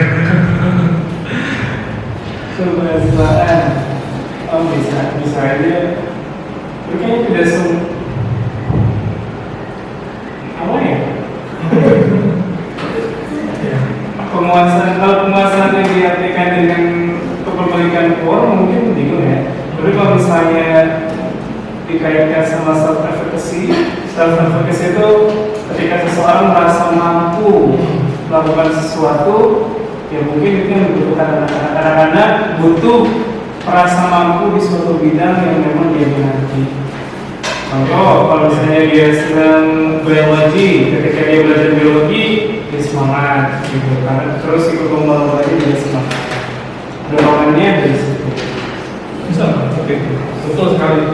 luar biasa mereka ya. Mungkin kalau yang sedang berilmunya itu lebih karena anak ingin ikut organisasi gitu atau kelas D punya kemungkinan itu kita salurkan dengan baik ikut OSIS, ikut ekskul ketua ibu. Jadi anak-anak yang punya kemampuan penguasaan, dia punya leadership, jangan kita biarin aja. Kita suruh ikut aktif OSIS, pramuka ikut pramuka pas kibra seperti itu ibu ya. Kemudian kebebasan, coba Bu Intan kira-kira apa nih tentang kebebasan murid? Untuk Freedom. murid, Ini kita lihat dari sisi murid ya. Kalau nggak murid kan bebas nih, waduh, jadi atur, jadi gimana? Coba kira-kira kalau dari Bu Intan apa kebebasan? kebebasan dalam mengatasi lain. Kita sedang berada di kelas, gitu kan? Ada sesi tentang berdiskusi di mana mereka mempunyai kebebasan untuk berpendapat dan memberikan alasan-alasan dari diskusi mereka. Jadi dari kebebasan itu kita terima ataupun kita sedang membuat sebuah perjanjian, mereka bisa memberikan pendapatnya. Tidak kita halangi, tapi kita sudah mempunyai pakem terlebih dahulu untuk dari kebebasan yang sudah mereka utarakan. Iya betul itu, 100 seperti itu. Ya, jadi kalau mereka itu kalau ikut GP nanti tiap tahap itu ada tahapan-tahapan, ada ilmu-ilmunya, umur sekian ya. Kemudian kesenangan identik dengan SMP banget, coba kira-kira apa kalau kesenangan? Ini SMP banget ini. Dapat fasilitas yang mereka harus dapat. Iya. Contohnya fasilitas lab. Terus ada OT. Iya betul, ini atas semua. Karena SMP itu nanti ada kayak jadi hotel itu masih ada main-mainnya ibu, jadi kita nggak usah iri ya SMA ini kalau SMP sering jalan-jalan seperti itu. Nah ini terpenuhi ya, hari Jumat anak keluar sepedaan seperti itu. Kemudian terakhir di sini kasih sayang dan rasa diterima. Bu Lafi silakan coba kebutuhannya. Kasih sayang nih wani guru banget ya tuh ya kalau sayang ini nggak dipenuhi uring-uringan tuh murid. Iya. Murid biasa-biasa kan baik SMP sampai SMA di mana umur terakhir itu juga umur yang kemarin sistemnya boarding, jadi udah pasti misalnya dari keluarga itu udah jauh itu saat mereka udah masuk ke sekolah ini. Itu tugas gue di situ untuk memenuhi fungsi keluarga lainnya yang harus sebenarnya salah satunya memberikan rasa kasih sayang atau afeksi. Itu bisa digantikan dari lembaga sekolah misalnya memberikan rasa afeksi itu, rasa sayang tersebut sehingga kadang merasa sayangi, merasa aman, mengikuti dan lain-lain dalam lingkungan sekolah. Luar biasa ibu semua tangan ibu semua semua. Jadi sebenarnya ini ilmu sudah Bapak paham semua. Cuma saya di sini berikan saja ya. Ini ada teorinya Bapak Ibu ya. Jadi harus terpenuhi semuanya. Kalau SMP itu makan Bapak Ibu, ini benar-benar Bapak Ibu ya. Ada anak makan gara-gara pedes saja nggak mau. Gimana dia mau belajar makannya nggak bisa seperti itu. Kasih sayang mungkin guru siang kita gimana yang anak kelas 7 kita ada buat mereka ya. Kita kalau anak-anak keluar kita dampingin nggak cuma di kelas. Mereka coba dengerin. Jadi mereka ada orang tua yang merasa orang tua mereka di rumah ada di sekolah, bisa begitu seperti itu. Ini Pak Ibu, ini kalau semua ada bisa BS, wah ini keren banget bisa BS ya, budaya bisa lebih maju. Tapi satu aja, kadang-kadang kita suka cuekin nggak sih menurut kita kadang-kadang aplikasi yang cantik doang atau yang aktif doang. Kadang-kadang kalau SMP itu saya kadang-kadang sama Keko doang tuh seneng. Kadang-kadang lebih ternyata ada Feli, ada Sima gitu. Kadang Keko aktif gitu, tapi kita juga harus jangan dia doang semua dapat bahasa kita sama Keko ya. Walaupun Bapak Ibu bukan wali kelasnya tetap harus bisa memberikan kasih sayang dan rasa diterima. Nah ini dia lanjut untuk budaya positif selanjutnya adalah 5 posisi kontrol ya. Baik guru, ini Bapak Guru posisi Ibu di sini. Ya, semua kita pelajari. Ada yang mau dengar? Lanjut ya. Jadi 5 posisi kontrol itu nih Bapak Ibu ya. Ada penghukum, Bapak Ibu, fungsinya sebagai penghukum, pembuat merasa bersalah, teman, pemantau, dan manajer. Ini posisi kontrol Bapak Ibu semua di kelas. Ya, jadi ada 5. Apa Bapak Ibu? Penghukum, pembuat merasa bersalah, teman, pemantau, dan manajer. Secara singkat, ini sebagai penghukum dan pembuat merasa bersalah adalah negatif. Tinggalin Bapak Ibu. Gak bagus buat pendidikan Bapak Ibu, anak-anak kita di SABS. Yang paling bagus adalah kontrol diri. Ini kita menuju semua tuh kontrol diri atau manajer. Kadang-kadang teman dan pemantau. Ini semua pernah kita lakuin. Saya juga kadang-kadang nggak sebagai manajer doang, bisa sebagai teman. Cuma nanti ada negatif positifnya Bapak Ibu. Ya, negatif positifnya kita bahas satu persatu.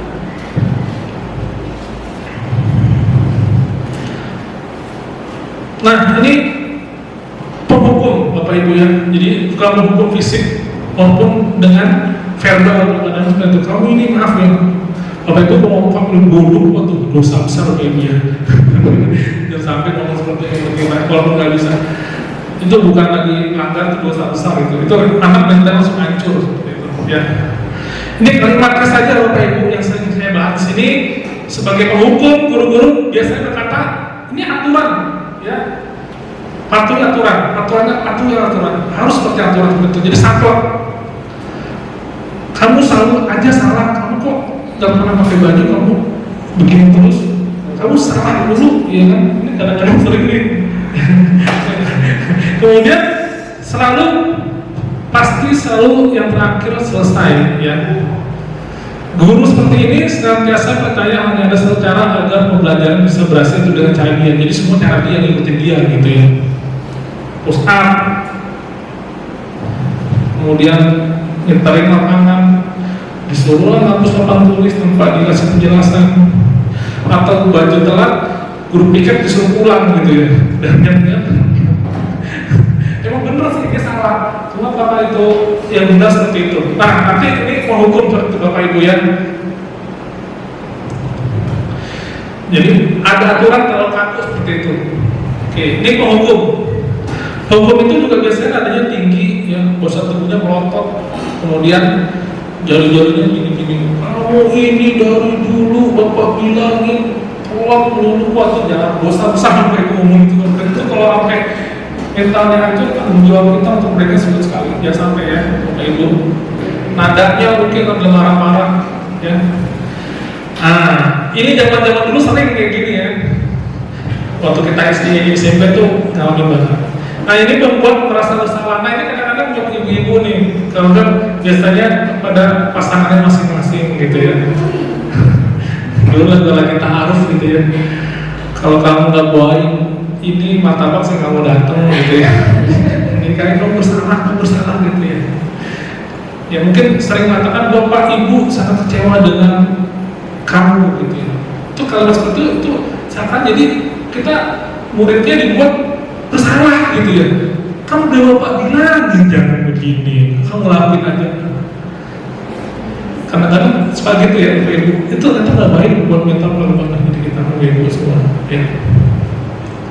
Udah Bapak bilang berkali-kali ya, belajar yang baik biar nilainya bagus. Bener nilai-nilai kita ngomong udah Bapak bilang itu ternyata tidak bagus, efeknya buat murid.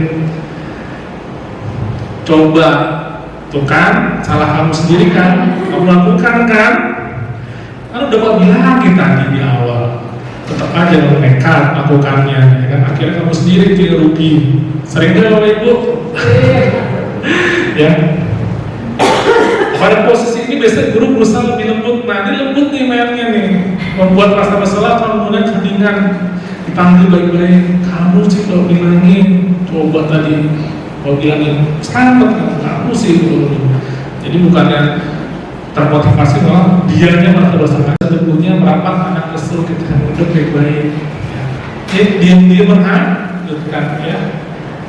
Ya, saya juga dari 2003 jadi guru.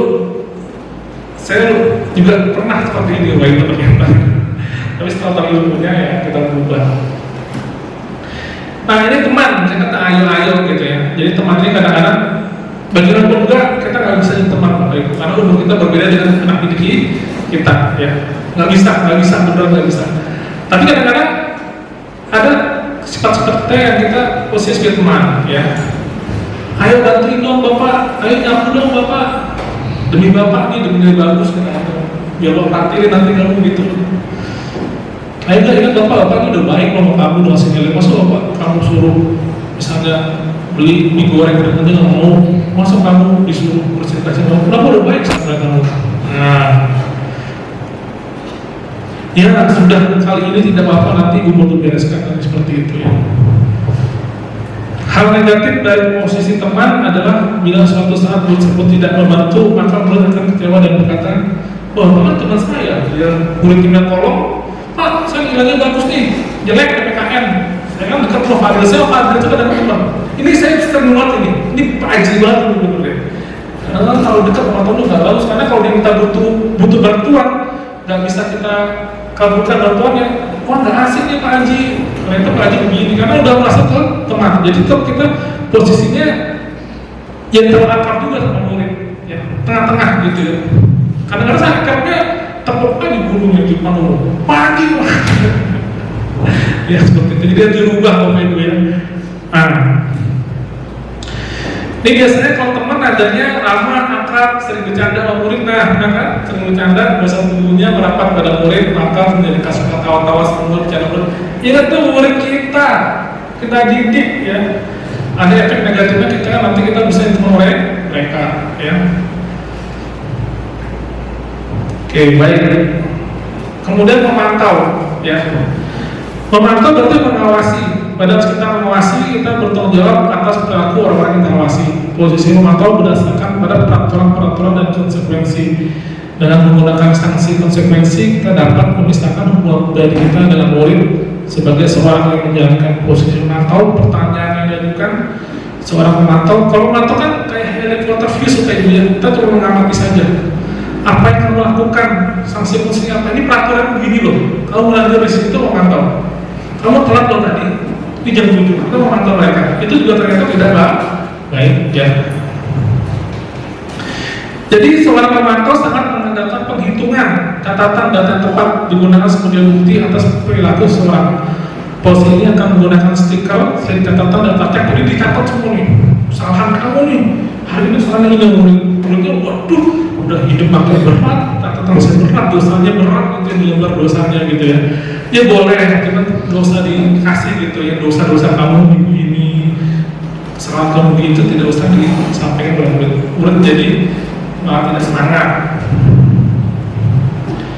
Ya, kalau pemantau biasanya datar, bahasa tubuh formal. Nah ini terakhir manajer Bapak Ibu. Jadi kita tuh kadang-kadang gini Bapak Ibu ya, kita nggak bisa juga sebagai manajer perusahaan, bisa jadi kita pemantau, bisa jadi teman. Ya kita ganti-ganti lah posisi kita ya tergantung dengan kebutuhannya anak masing-masing. Tapi yang paling baik adalah manajer Bapak Ibu ya. Manajer itu bukan berarti manajer perusahaan ya, bukan ya. Jadi jangan salah persepsi. Oh manajer berarti jadi kayak manajer atau bukan. Jadi manajer adalah posisi di mana guru berbuat sesuatu bersama dengan murid, mempersilakan murid mempertanggungjawabkan perilakunya, mendukung murid agar dapat menemukan solusi atas permasalahannya sendiri. Seorang manajer telah memiliki keterampilan di posisi teman maupun pemantau, dan demikian bisa jadi di waktu-waktu tertentu kembali kepada kedua posisi tersebut jadi diperlukan. Namun bila menginginkan murid kita menjadi manusia mereka mandiri dan bertanggung jawab, maka kita perlu mengacu pada restitusi yang dapat menjadikan murid kita seorang manajer bagi dirinya sendiri. Jadi restitusi tadi bisa dilakukan ketika kita sebagai manajer ya, seperti itu. Ini kata-kata manajer Bapak Ibu ya. Apa yang kita yakini? Kan salah nih murid saya. Keyakinan kelas seperti apa? Ditanya dulu keyakinan kelas seperti apa? Nggak langsung kamu salah, ini salah kamu semua. Kamu ngajar dulu. Coba kembali lagi keyakinan kelas seperti apa? Apa kamu meyakininya? Jawab meyakininya, apa kamu bisa memperbaikinya? Ini ada peraturan kelas nih. Tidak boleh kata-katain teman kamu, ngatain teman. Berarti kamu sudah tidak memahami keyakinan kelas. Solusinya seperti apa? Seperti itu. Diajak ngobrol. Kemudian ke depannya seperti apa? Tugas manajer bukan untuk mengatur perilaku seseorang, kita membimbing murid untuk dapat mengatur dirinya sendiri. Jadi kita mengatur diri muridnya sendiri. Seperti itu Bapak Ibu. Manajer setelah tulus satu perilaku dan mendekat kepada murid. Nah ini ya. Sip, lanjut. Ada selesai. Ya di sini ada penghukum, ada pembuat merasa bersalah, teman, pemantau, manajer. Ini ada guru berbuat, ada guru berkata. Ada Bapak Ibu ya, tinggal dilihat saja di situ. Kalau penghukum menghadik, menunjuk-nunjuk, menyakiti, wah, verbal banget yang menunjuk. Bapak Ibu jangan sampai orang menunjuk ya. Takutnya anak kita kecewa, dendam ya. Apalagi zaman sekarang anaknya lembek-lembek. Jauh banyak SMP, ya kan saya tuh ditunjuk, besok pulang Bu, lapor orang tuanya. Ya. Kemudian pembuat merasa bersalah, berceramah, kecewaan, Bapak sangat kecewa sekali sama kamu. Harusnya kamu tidak seperti itu. Yang ada murid malah bukan kalau baik, malah sedih dua-duanya. Ya Bapak Ibu ya.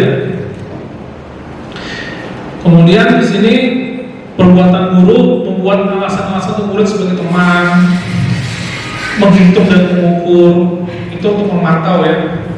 Dan terakhir mereka adalah mengajukan pertanyaan-pertanyaan. Ini bagus supaya dia mengajukan pertanyaan-pertanyaan. Ya. Oke, mungkin saya coba refleksi dulu nih. Pada Pak Komar kira-kira pernah yang sering apa saat-saat ini posisi kontrolnya kepada muridnya? Kalau Bapak ada cerita, bisa nggak cerita? Lebih ke arah yang mana di antara 5? Di antara penghukum, teman, pemantau, pembuat asal besar, mereka itu Komar. Sebenarnya ke temannya Pak. Teman ya? Iya, jadi kadang merasa seperti teman. Karena kan kalau kita saling membantu gitu, jadi kalau bantu Bapak, misalnya dari aku tadi Bapak biasakan. Jadi sih lebih ke arah situ ya. Teman, ya juga sama-sama saling mengerti kan masalahnya tidak ada perbedaannya. Itu sering, ayo kata, ayo ke Bapak, ayo makan. Oke, mungkin pada posisi tertentu boleh teman, cuman ingat posisi negatifnya gitu. Jika ada kemauan yang tidak dituruti, misalnya laptopnya rusak, kan nggak teman nih, kok nggak KS nih, lagi merawat seperti itu ya. Madika mungkin, kalau Madika dari UPK mungkin bisa bercerita posisi kontrol ini dari sudut pandang Bapak. Kalau sejak 2 tahun lalu saya selalu mencoba untuk jadi manajer ya. Selalu mencoba untuk jadi manajer, walau terkadang masih ambigu antara menghukum dan mengaplikasikan konsekuensi dari kesepakatan kelas. Tapi sejauh ini sih mencoba untuk memposisikan diri sebagai manajer, pendengar yang baik, fasil yang baik, kemudian bisa mengarahkan anak dengan baik.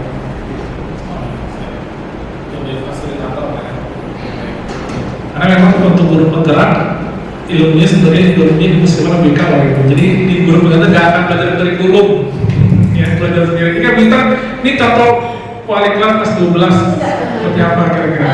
Kayak Panji, misalnya posisi kita tadi ada di yang merasa membuat anak merasa bersalah, terus diungkapkan bahwasannya tidak baik untuk mereka ke belakang ke depannya nanti. Gitu. Apakah ada masukan atau ilmu buat kita agar kita tidak memposisikan anak merasa bersalah di dalam ucapan kita gitu kayak tadi Panji.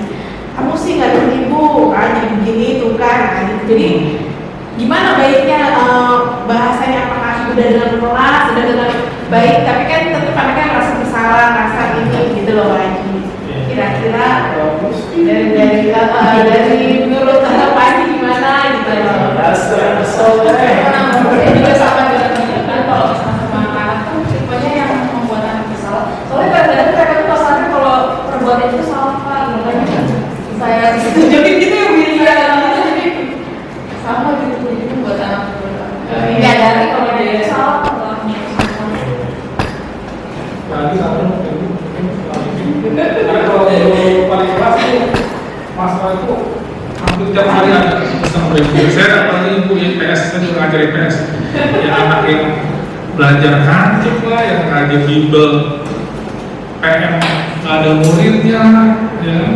Kita kadang-kadang harus salah satu seperti itu. Ada lagi yang pulang pergi harusnya nginep pulang pergi, nah seperti itu. Mungkin jawaban saya nanti saya akan coba jawab dengan segitiga restitusi Intan ya. Caranya segitiga restitusi, nanti akan ada video saya dan cara itu. Nanti gini loh Pak Intan. Sebenarnya sih kalau saya sih nggak, ini kan semua ini sebenarnya nggak masalah kita lakukan ya. Kita juga sebagai manajer kayak orang untuk. Cuma emang kalau dari di ranking gitu ya, ini kalau untuk yang hukum pembalasan ini jangan lakuin Bapak Ibu. Jangan lakukan. Kalau bisa dihindari. Adapun teman pemantau ini sebenarnya netral posisinya. Tapi yang paling luas adalah posisi manajer. Apalagi itu menghukum gitu ya. Telat datang itu sebenarnya tadi saya bilang bisa menyebabkan namanya trauma. Kita melihatnya baik, malah nggak jadi baik gitu. Karena caranya salah, atau belum tahu seperti itu.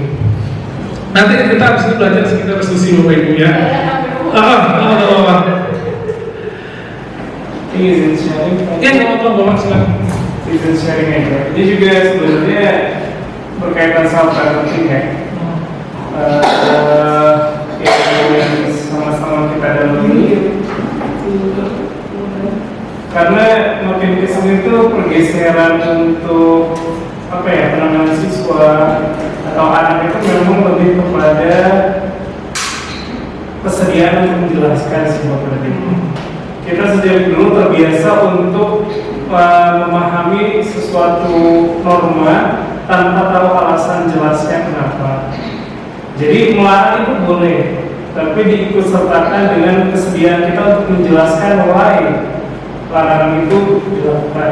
Kan nggak mungkin misalnya anak kita mau nyemplung terus anakku nggak boleh bilang jangan, misalnya apa itu kata-katanya?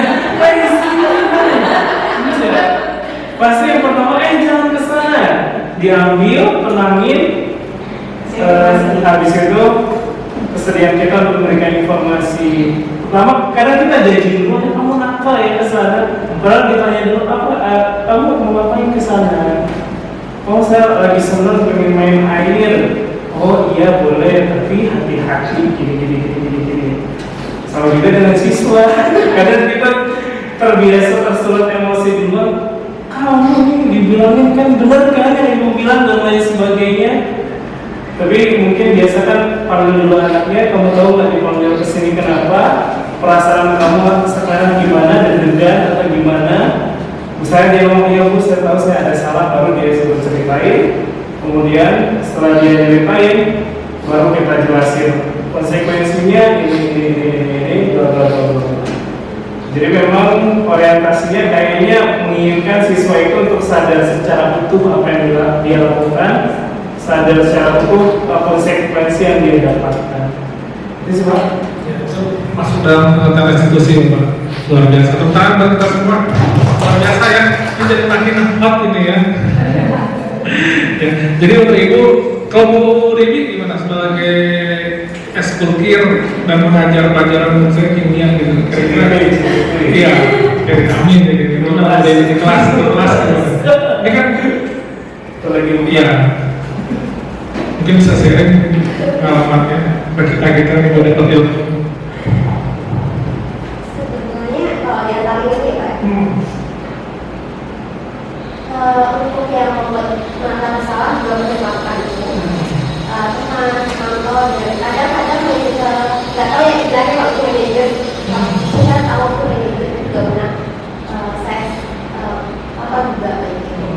Jadi setelah saya punya anak ya itu mungkin belajar juga tentang kayak itu masuk berbagai itu. Jadi saya jadi banyak tahu juga tentang kesehatan anak ini. Banyak sih Pak, pertama yang tapi pembuat itu malah satu-satu juga baru tahu ternyata kata-kata yang saya munculkan itu ternyata berdampak negatif.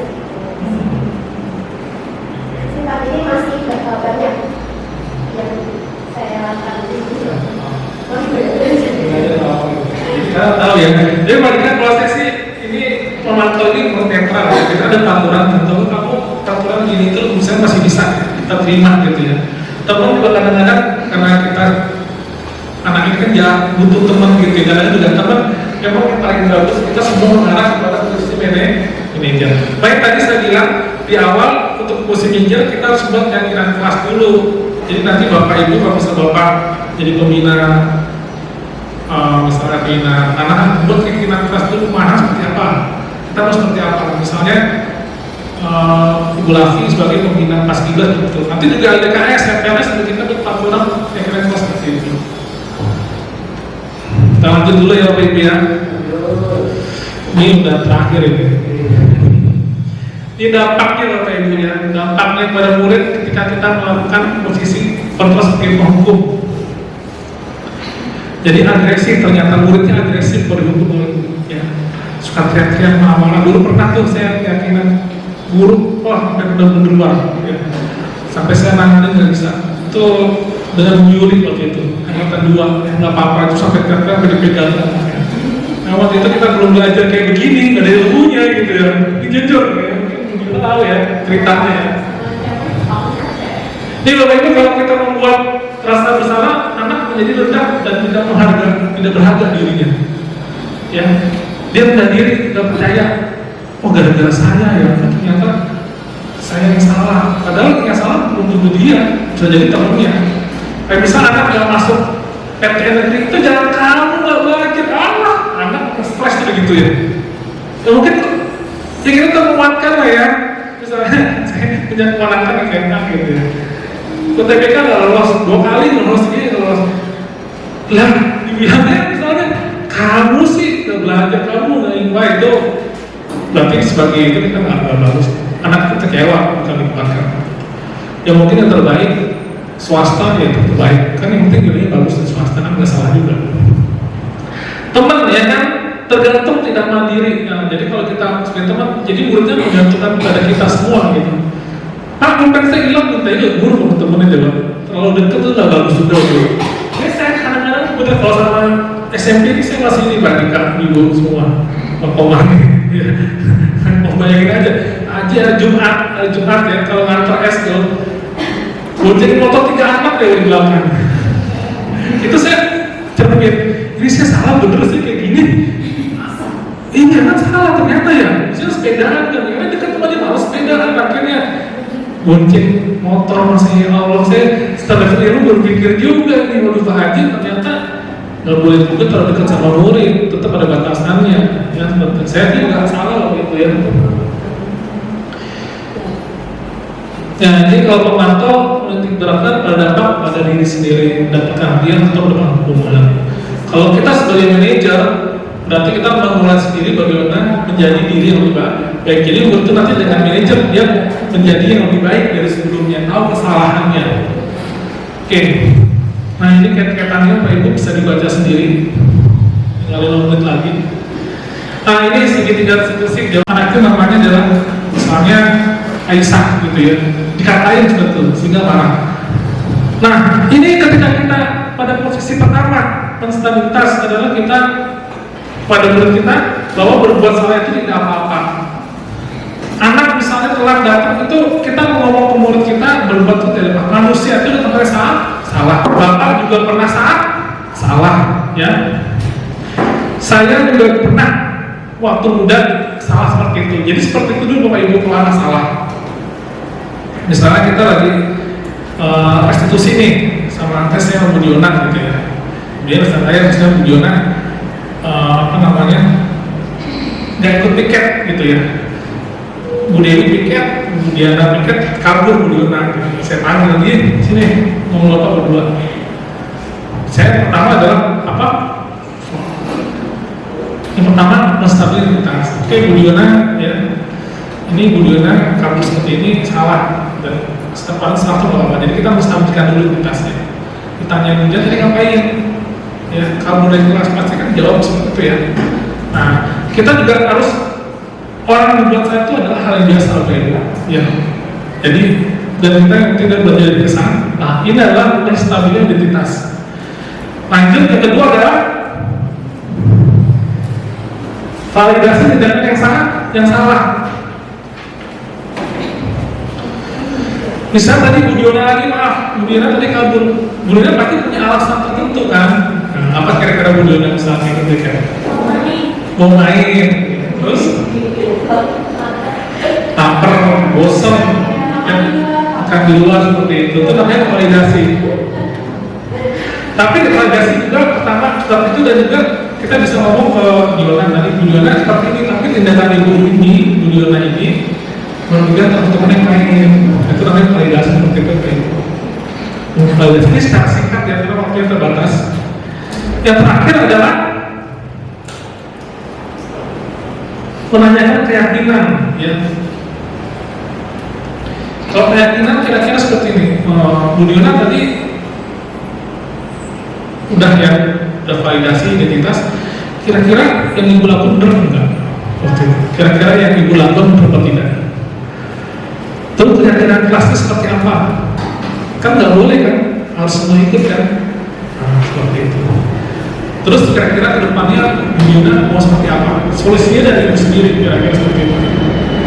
Ya. Kira-kira yang ideal itu seperti apa sih? Jadi kita kadang-kadang, oh ini benar nggak sih seperti ini? Gitu kita kembalikan pada muridnya. Itu namanya adalah keyakinan kelas. Jadi ya, dalam segitiga restitusi ini Pak Ibu semua kita hanya sebagai fasilitator. Biar anak yang jawab sendiri, biar anak yang menemukan secara sendiri, biar anak yang mencari solusinya sendiri. Ngobrol seperti itu biasa. Ya, oke, baik. Sebenarnya kalau di grup penggerak suruh buat video gitu, salah satu mau nyoba boleh tak? Ini udah selesai Bapak Ibu ya. Oke, baik. Nah, ini saya ada video Bapak Ibu. Ini terakhir dari saya. Nanti coba temukan mana identitasnya, validasi, mana keyakinannya ya dari tiga representasi. Ini saya buat sikat-sikat, mungkin saya ada video panjangnya. Cuma ternyata HP saya itu kan kemarin tulis mobil data yang semua. Jadi saya udah bertugas saya kelompok. Jadi kayak buat film gitu, baca dia itu buat film. Dan jalan cara jalannya ya apa? Cuman saya jadi yang ada data yang ini. Ini si Gita ceritanya si Gita membuli temannya dengan menggunakan kata Bapak Imam itu. Nanti Bapak Ibu silakan mencari di mana identitasnya, di mana validasinya, dan keyakinannya ya. Dan mungkin pakai HP saya.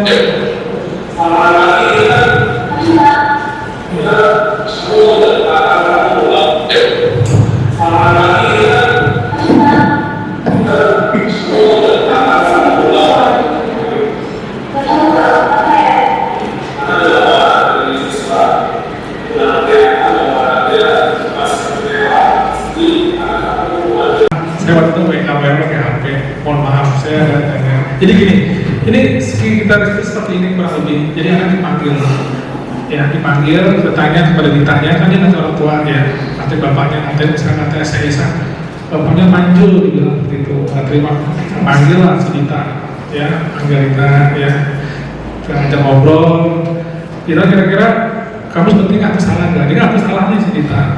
Oke, nggak apa-apa Dita, salah itu sesuatu yang biasa manusia. Yang penting kita tidak memulainya lah. Kita bisa seperti itu untuk identitasnya. Kemudian validasinya, yang kamu lakukan ini merugikan orang lain, Bapak. Bener ya? Kalau orang sedih, merugikan orang lain. Kita menekankan itu pada ditanya seperti itu. Oh, seperti itu. Oke, kamu senang ngapain ketawa-tawa, tapi orang lain sedih, ya, jadi nggak nyaman. Kemudian terakhir adalah validasi, ya. Validasi tadi kembali ke keyakinan kelas, makanya membuat keyakinan kelas. Boleh nggak kira-kira mengatakan atau membuat orang tersinggung, boleh nggak kira-kira? Nggak boleh. Ya. Gimana kita kira-kira seperti ini bagus nggak kita? Nggak bagus Pak. Dia jawab sendiri kan, bukan guru loh, ya. Oh nggak bagus Pak, nggak baik Pak, seperti itu.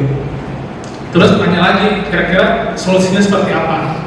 Kita ada depan, oh saya tidak akan melakukannya lagi Pak, saya akan minta maaf. Dia nanti ada kalimat minta maaf pada Aisyah. Oke, kalau udah gitu udah selesai. Ini secara singkat Bapak Ibu sekitar seperti itu. Jadi jangan langsung datang plak. Kamu tadi ngapain minta maaf Aisyah? Kamu tahu gak kamu salah? Udah minta maaf, saya nggak seperti itu. Jadi ditanya. Ini saya sering untuk anak-anak SMP seperti itu Pak Ibu. Saya bukannya apa ya, cuman SMP itu kalau saya seperti ini dan alhamdulillah nggak ada yang keluar gitu, betah-betah aja gitu ya. Tapi capek juga kalau setiap kasus ada restitusi kan. Harus capek. Iya, harus lebih capek. Satu orang ini, satu orang ini, satu orang ini, satu orang ini, seperti itu. Paham di Bapak Ibu sekitar restitusi? Nah, yang ini kasusnya ini sama lah ya.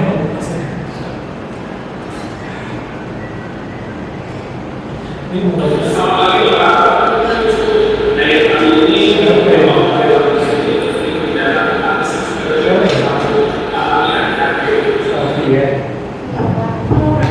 jadi orang ini kan dia anaknya semangat ya, pengen ikut eskul, pengen USN itu belajar. Jadi semua ingin juara, semua yang jadi gelombang pertama seperti itu ya. Tapi dia ternyata kan ada masalah, menurun malah. Ini mungkin mudah-mudahan suaranya kedengaran ya.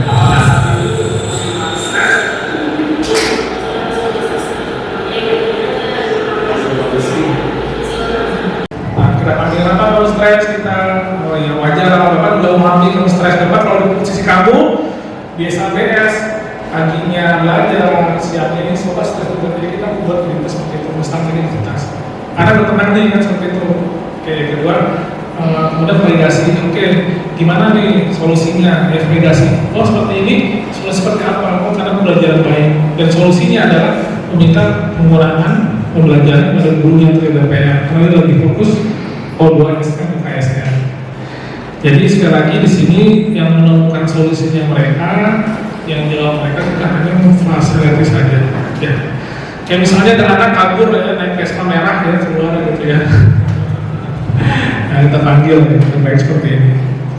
Ini insya Allah win-win solution seperti Pak Ibu ini karena anak terbentuk lebih bertanggung jawab. Seperti itu. Ini namanya segitiga restitusi. Banyak contohnya Bapak Ibu di Facebook, contohnya juga banyak. Nggak ikut tiket, kemudian mungkin nilainya jelek juga bisa seperti itu.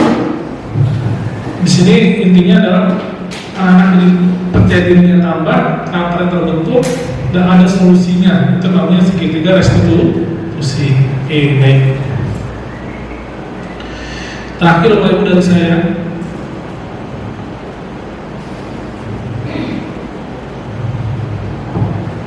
Ya, di sini yang ada Dewantara menjelaskan bahwa contoh perbandingannya dengan hidup tumbuh-tumbuhan seorang petani. Dan hakikatnya sama kewajibannya dengan seorang pendidik. Yang menanam padi misalnya hanya dapat menuntut tumbuhnya padi, ia dapat memperbaiki kondisi tanah, memelihara tanaman padi, memberi pupuk dan air, membasmi ulat-ulat atau jamur-jamur yang mengganggu hidup tanaman dan lain sebagainya. Meskipun pertumbuhan tanaman ini dapat perbaiki, tetapi ia tidak dapat mengganti kodrat iratannya sebagai padi. Ya. Jadi kita diibaratkan sebagai petani. Jadi kalau padi nggak bisa berubah jadi jagung. Ya. Jadi anak itu seperti itu ada kodratnya masing-masing. Kalau misalnya kita sebagai guru di bertani, berarti kita hanya bisa memupuknya, menyiraminya, ya. Kemudian membagi tulis tanah. Kalau udah hama, kita ambil, kita buang. Ya. Dan dia nanti jadi padi yang baik. Seperti itu, itulah perumpamaan yang jadi Dewantara. Guru diibaratkan sebagai petani. Ya, jadi tidak bisa merubah padi menjadi jagung, jadi singkong udah ada berarti tidak masing-masing. Ada anak yang bakal menjadi dokter, jadi insinyur, atau jadi pemain bola, atau mungkin gaming sekarang. Ya nggak masalah untuk saya. Ya, kita hanya bisa memfasilitasi saja, merawatnya, tidak bisa merubah kodrat ibaratnya. Mungkin itu pertemuan Bapak Ibu semua dari saya. Materi sudah selesai hari ini jam 3:10. Alhamdulillah jazakallahu khairan. Tepuk tangan buat kita semua. Ya. Jadi dengan adanya tadi budaya positif, disiplin, kemudian positif kontrol itu nanti akan menciptakan budaya positif di sekolah seperti baik. Oke, terakhir refleksi, silakan mau refleksi. Tadi pelajarannya apa aja mungkin sudah dapat dari Ibu. Silakan satu orang mau refleksi. Dapat hadiah dari saya kalau ini. Oke, siap. Apa dulu nih? Pelajarannya apa aja materinya? Enggak, dia ini apa dulu mau ada utang. Sampai saya kasih nih Bapak. Udah nggak bawa yang biasa ya. Refleksinya apa nih? Ilmunya yang tadi Yang mobil mainan. Hari ini kita belajar tentang disiplin positif, mulai dari definisinya sampai ke aplikasinya. Bahkan kita juga diperlihatkan tentang beberapa posisi guru dengan value plus dan minusnya. Juga ada juga kita belajar tentang needs siswa, kebutuhan siswa. Dan terakhir tadi apa Pak? Restitusi, segitiga restitusi dalam penyelesaian masalah siswa. Ya, kalau refleksinya sangat bermanfaat dan sangat mudah dicerna dan aplikatif. Harapannya selesai kegiatan ini yang bisa langsung diimplementasikan di lapangan. Terima kasih berikan tema. Oke, baik. Bapak Ibu, satu lagi mungkin menambahkan ibu-ibunya, ada yang mau nambahkan? Apa cukup? Hanya dari saya loh. Saya kasih kesempatan di meja yang melintas sekarang. Silakan Bu. Wajar. Gimana dapat? Ya. Wajar ini. Balik lagi tadi seperti yang Pak Cita bilang, bahwasanya kita bisa mengaplikasikan di dalam kelas untuk tahun ajaran baru nantinya, di mana ketika kita ada suatu masalah di anak-anak, tidak harus selalu menyalahkan anak terlebih dahulu, tapi dengan menggunakan tadi segitiga restitusi, ditambah membuat kita dan anak-anak ketika melakukan sebuah keyakinan kepada mereka bahwasanya proses dari belajar mengajar di sekolah ini membuat sebuah mereka mempunyai budaya disiplin yang terbentuk dengan sendirinya tanpa harus dipaksakan dari dalam sendiri. Jadi tanpa harus terus-menerus diingatkan ataupun diberikan ancaman. Jadi diharapkan lambat laun dengan kita yang semakin kita punya kewajiban untuk ilmu membantu proses kita dari awal sampai akhir. Saya syukuri alhamdulillah. Terima kasih sebanyak-banyaknya. Semoga dalam penyampaian yang sangat kurang, saya mohon sebesar-besarnya. Selanjutnya saya kembalikan kepada moderator. Baik, kita berikan tepuk tangan untuk Bapak Haji yang sudah melaksanakan pengimbasan dalam rangkaian proses menjadi calon guru penggerak. Kita doakan mudah-mudahan prosesnya ke depannya semakin lancar dan bisa lulus barokah. amin. Baik, untuk di akhir kita sudah sampai ke penghujung acara. Kita akan mengakhiri acara ini dengan berdoa pada Bapak Umar. Dipersilakan.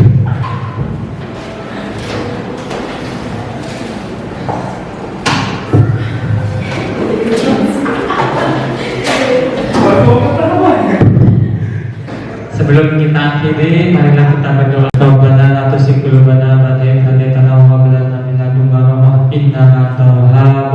Allahumma faqihna fid din. Rabbana la tuzigh qulubana ba'da idh hadaytana wa hab lana min ladunka rahmah innaka antal wahhab. Rabbana atina fid dunya hasanah wa fil akhirati hasanah wa qina adzabannar. Allahumma shalli ala Muhammad wa ala Muhammad walhamdulillahi rabbil alamin. Alhamdulillah, jazakumullah khairan, mudah-mudahan bermanfaat dan barokah. Assalamualaikum warahmatullahi wabarakatuh.